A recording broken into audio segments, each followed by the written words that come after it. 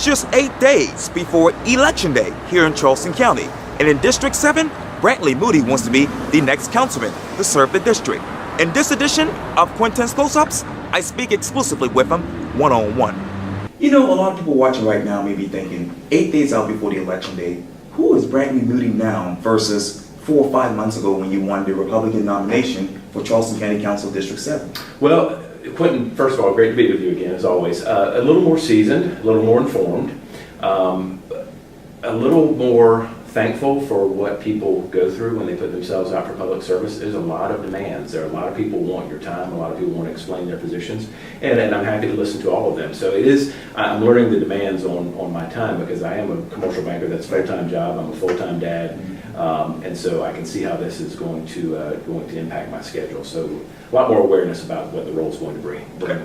Endorsements. As you know, you've gotten a lot from June to now, especially heavy hitters like Paul Thurman and Keith Waring. As we sit here right now, tell me, what do those endorsements mean to you?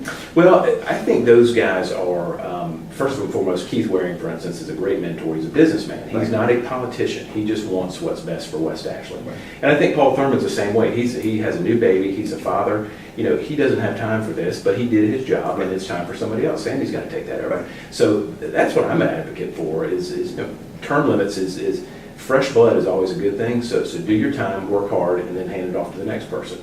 I think those guys kind of fill that role. But also the Chamber of Commerce has come out and support us. The realtors have supported us, and if you look at my website, there's a long list of business people, friends, neighbors that have also come out and support us. So the list is wide ranging. Wow. Something that's on the mind of many Charlestonians right now is Mayor Tecklenburg's withdrawal letter of 526 to the Civ Board, and I know that took place last week.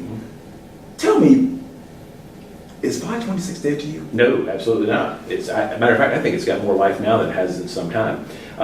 You'd have to ask Mayor Tecklenburg why he did what he did. I don't know the timing or the behind-the-scenes mechanics that are going on with that. What I do know is that the State Infrastructure Bank, the chairman of that board, their actions have been shameful.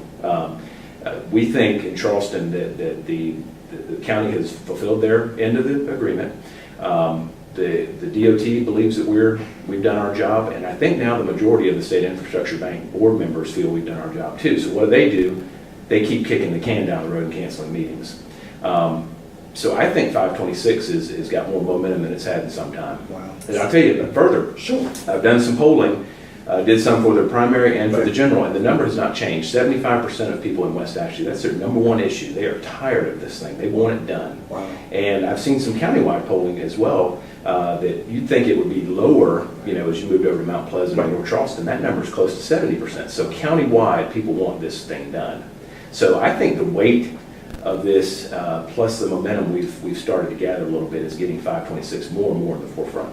Speaking of which, Elliott Sunday, as you know, he resigned. Well, he says he's going to actually not seek his current chairmanship next year when it comes up, but he will remain on county council. As we sit here right now, who's that ideal person in your mind who should be the next chairman? There's a couple. I don't know if I want to go on record saying, but there's a couple of council people that I think would be steady, calming influences that the council needs at this time. I've spoken to a number of the council members and have made my feelings known that I am not in favor of long-term chair people, whether it be a nonprofit board, county council, whatever, church board. I think new leadership is always a good thing. It brings new energy, new ideas, and being a chairperson of anything is very taxing on your time, and so I think that just should always roll over. Maybe 2 years tops, unless you're in the middle of some big project that needs that continuity. Right. But failing that, I think new leadership is always good. Describe to me the following one word: the West Ashley bike lane. Same as it was this spring, as proposed, terrible. Let's talk about Citadel Mall. Excited. I mean, what do you want to know?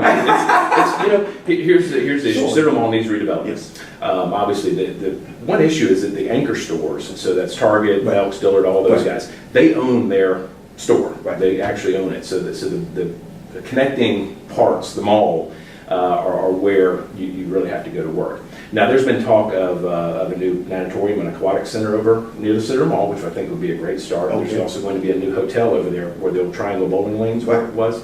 So that's a good start over there. But Citadel Mall is part of the the TIF district that's going to run from Highway 7 all the way down to the North Bridge near where I live. And so I would encourage your listeners and viewers, if they have not studied the TIF district concept, they need to, because that's going to provide the funding mechanism that's going to help us enhance not only Citadel Mall, but the whole Sam Rittenberg corridor. Speaking with Sam Rittenberg. It's tired. It just needs to be redeveloped. Some things are already in motion, like the intersection there at 7 and 61. Right. There's some things that are in motion there. But if you look at the storefronts, the Republican headquarters, for instance, is a little old bank building right there beside Arby's. But you look back behind it, and there's actually very, very good businesses there. But it's just kind of the same awning, the same tired parking lot, things like that. Westwood Plaza, where the Barnes & Noble is going, Harris Teeter's going in there. Perfect example of revitalizing that area. Yeah. Do-all. Exciting stuff. Yes. Exciting stuff. Same thing we talked about this spring, bringing that same Avondale sort of concept down there.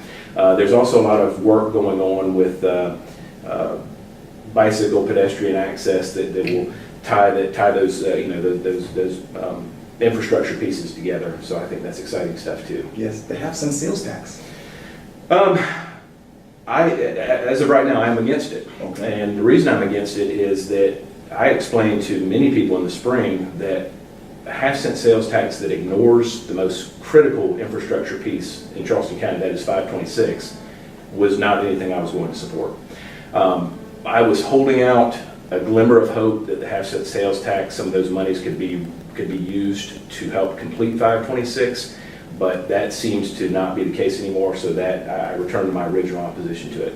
I don't think there's a whole lot on the table for West Ashley. In addition, $800 million of $2.1 billion a roads project goes to things that are not roads. Now, CARTA, we got to work on CARTA. I support CARTA. $200 million for green space and a roads bill, that doesn't fly with me.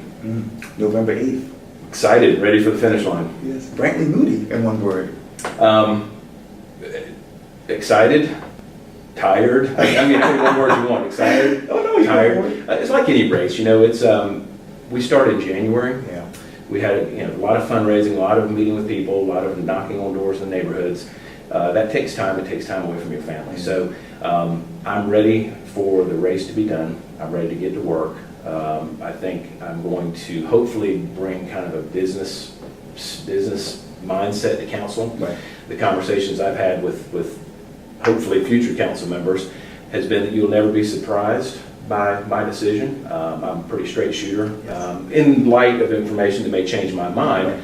I don't think anybody will be surprised about a vote I may take. Well, Brantley Moody, it's always good talking to you. Thank you so much. Thanks for your time, Quintin. It's good to see you again. Thanks, Likewise. Sir.